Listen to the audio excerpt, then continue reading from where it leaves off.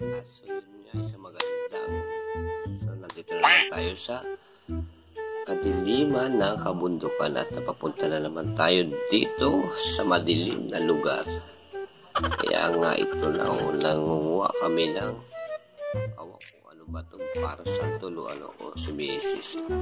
Wala siyang ibang ginawa kundi lakad ng lakad at gusto niya ay mapapunta agad sa kanyang patutunguhan mga kaaliw. Kaya nandito kami ngayon bilang pangangamil dito dyan para makaaninaw kami dito mga kaaliw. At sa isang banda nga dito nakapunta na kami sa super dilim kaya nagtakbuhan kami pero kami napansin dito na meron daw dito lumalabas mga kaaliw. Kaya naman walang tigil ako na mag-aslight dito. Dito daw ay meron daw na nakikita lumalabas mga kaaliw. Ito na at ang hakbang ko rito ay talagang bilang na bilang. Nakita na kami dito nga. Sino ito? Kaaliw. Kaya nga, naya na. At pagdiretso na naman kami sa paglalakad. Dahil sa aming paglalakad, may nakita kami itong barong-barong na hindi mo maano kung ano ito nakikita. Kung paniki ba ito o natuto yung mga bunga ng prutas. Meron daw dito lumalabas mga kaaliw. At baka kami bigla may makita dito mga kaaliw. Kaya yun naman, nakatina kami dito sa bahay sa barong-barong. Salamat naman sa Diyos. Wala kaming nakitang kung ano man dapat na makita. Kanya-kanya dito kami kung ano. A few moments later. Dahil sa panguha ng ano ba ito? Avocado pero mga green pa siya mga kaaliw. Kaya naisipan namin manungkit muna para tagkal palaw mga kaaliw. You know, ang dami na nasusungkit namin. Talagang madaming bunga dito. At iuwi doon namin ito. Pero sobrang bigat talaga ito mga kaaliw. Kaya dito lang tayo pa. Pero iisip ko baka magalit ang may-ari pero kami nagsabi. Pero nagalit talaga. Takaw. Nagsabi naman pala kami doon sa puno mga kaaliw. Kaya naman maya-maya sungkit mo siya. Akala mo siya ang may-ari nitong tanim mga kaaliw. Kaya may nasimot na nga niya at binilisan at baka daw may paparating na may-ari mga kaaliw. Kaya isbilisan natin ang panungkit. O yun, ang dahil pa nangyayalaglag. A few moments later. Naputo lang aming panungkit. At sa isang banda nga doon may nakita kami paparating na tao at baka yun na ang may-ari mga kaaliw. Kaya tinigil ko muna. Oh no!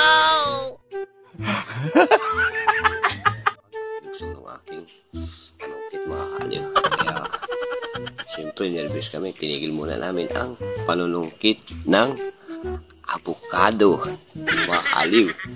Kaya sabi namin sa tao, nanguha lang kami ng bayoko pero nakita talaga nila na parang may kinukuha kami. Kaya tama silang diskumpiyado sa amin. Kaya medyo nagkaharapan kami mga kaaliw. Kasi sa banda doon talaga, nervous talaga kami mga kaaliw. Sabi kami na magsusubo mga kaaliw at gawa na nga. At kami gabi nakaw ay istinakaw. Nagsabi sa may-ari, baka pagkamalaang nanakaw dito mga kaaliw. Yan ang nangyari kapag-usap na ako. Yun naman nga pala, yun yung pala mga kakilala din namin. Hindi lang taga magkakilala, gawa ng mga ilaw sa mga ulo nila. Suluan ba mga kaaliw? Kaya naman, yun na nagpaalam kami yan na. Bala-bala na kami. Sabi namin, dahil namin, ay wala yan, bayo ko yan. Pero, di naman talaga yan bayo ko mga kaaliw. At yun talaga ay avocado. Avocado talaga yun mga kaaliw. Yung mga nasa sako. Nervous talaga ako mga kaaliw. Kaya tuloy tayo ng panungkit mga kaaliw. Diretso tayo. Konti na lang at pupuno na yung ating sako mga kaaliw. Kaya hanap lang tayo na malalaki at lalarga na rin tayo. Yung nangalaglag. Mahulog pa ngayon. So, sana wag mahulog. Sa akin pa sila mahulog. Mga kaaliw. Diretso lang tayong panungkit. At may din naman ay mapupuno na yung ating bayong iced tea. Sako ba, kaliw? Kaya pipili ko talaga yung malaki-laki. Kaya yung nalaglag na. Tinuturo pa nung isa at meron daw nakita siyang hinog. Ay di siyempre, yun ang susungkitin ko, mga kaliw. Kunti na lang at talagang lalim na ang gabi. Turo, yun na, bumagsak na. At meron pa daw ditong isang nalaglag. Kaya, isa naman walang tigil ang kahanap, mga kaliw. At hindi alam kung saan bumagsak. Yun, at kakalasin ko na yung pangkawit natin. Naro ko pang at sobrang dalas.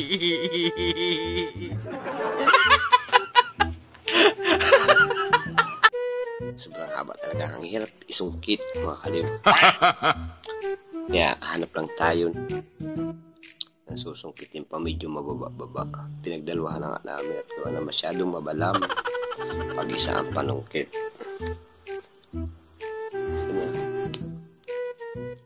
Yun ay hinog. Yun ay na, bumagsak na uli. Isa rin, malaki din yan. Muling sinampayan namin ulit ang pangawit at nagpatuloy na kaming pauwi na ba at gawa na punong-puno na yung aming sako. Siyempre may dala rin kami niyan. Bayo ko yan. Tingnan naman yun. Ang dami mo. Sariwa talaga. Puro avocado. Ano nga pala, wala ka palang hinog dyan. Puro hilaw talaga yan. Kaya ganito na lang mga kaliw.